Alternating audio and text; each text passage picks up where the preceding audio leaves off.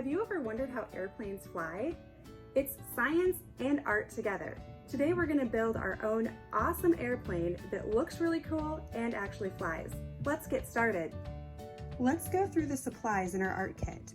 You'll find the lesson plan, some scratch paper, a pencil, a section or two of a pool noodle, some scrap cardboard, which will be the wings and tail of our airplane, some permanent markers, you might have some different colors than I do, some colorful tape, some craft foam, a finish nail, and a wine cork.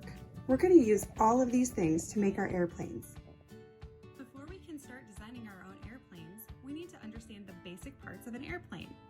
The fuselage is the body of the airplane. It holds all of the pieces together. The pilots sit in the cockpit at the front of the fuselage.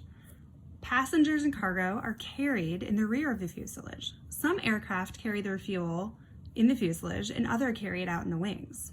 The wings are the aircraft parts that make it fly. The airflow going over the wings is what generates most of the lifting force necessary for the flight.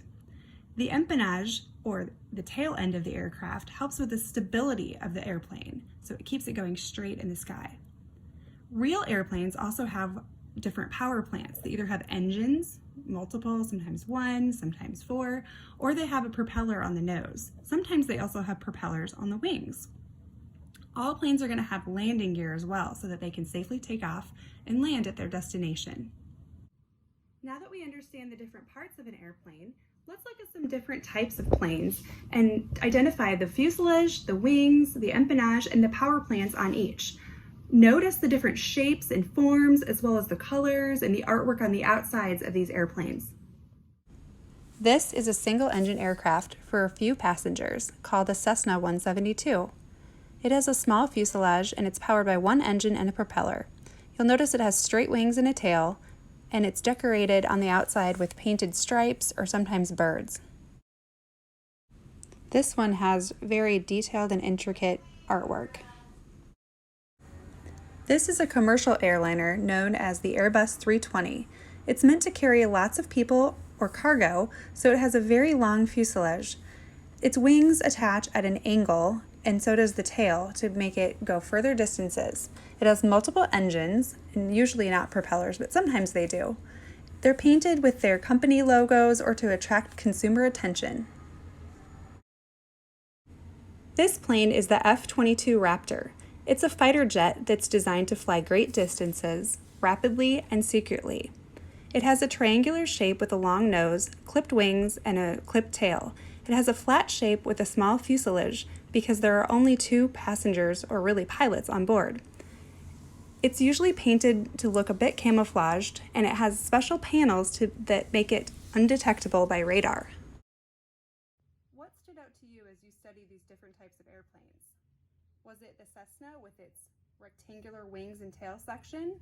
Was it the great big commercial airliner with its triangular wings and kind of diamond-shaped tail section? Or was it maybe the fighter jet here that has almost a fully triangular shape and these clipped wings? I'd like you to take some time and sketch 3 different design ideas for your own aircraft. You can take bits and pieces of these and mix them up like you would with Legos. You can create your own shapes. You could try some curves. Whatever you'd like to do, use your imagination for a new kind of plane. And maybe consider the function of that plane. Is it going to carry passengers or cargo, or is it going to do secret missions, or maybe it's going to do something that you've imagined yourself. So sketch those up, and then you can use markers or colored pencils to add color or words or pictures to the outside of your airplane. So you could make a brand for your airline, or you could advertise like that plane we saw that has the Smurfs on it. You could add whatever you like.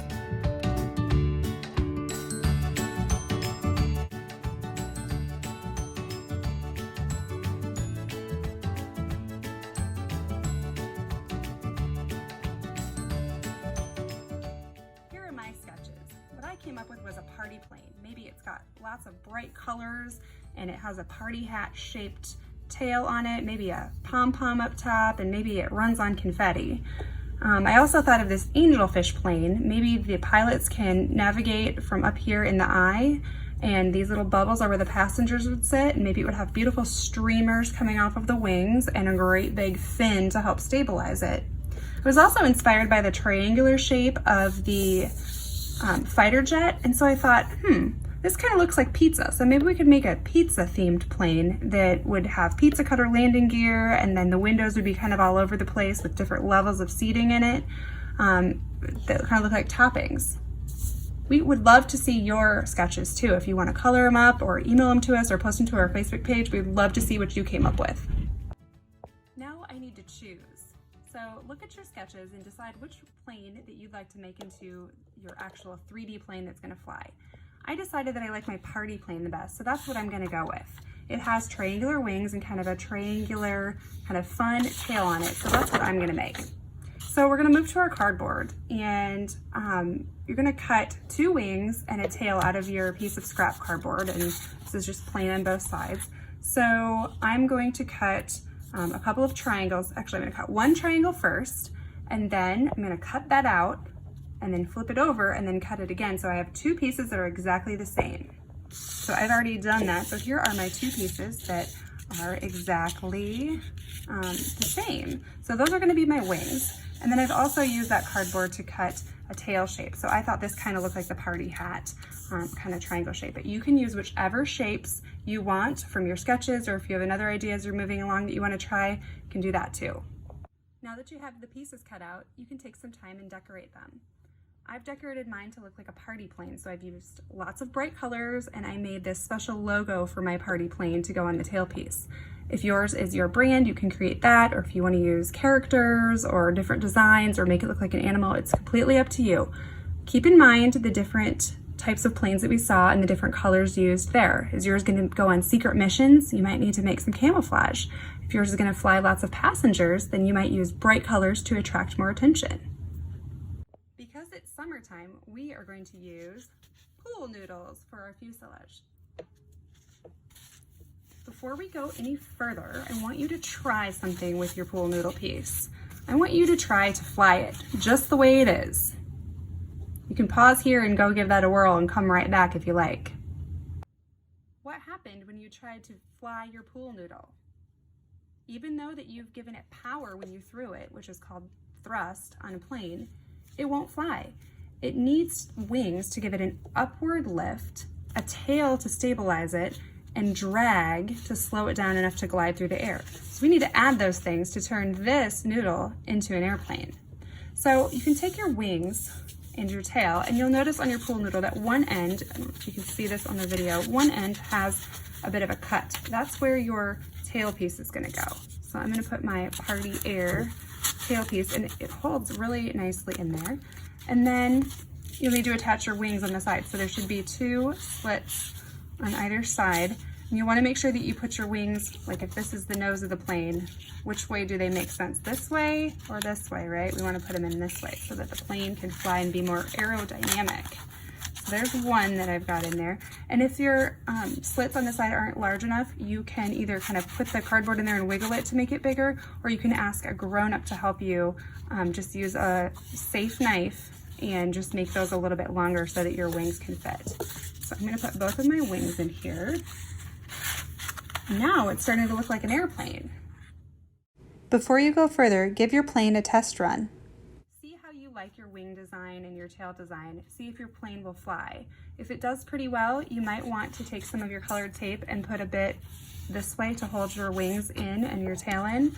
You can also decorate the fuselage with some colored tape or permanent markers, or whatever you'd like to do, or add other embellishments like those streamers I talked about, or I took the wine cork that was in my kit and I added these little propeller shapes, and the wine cork will fit right in the nose.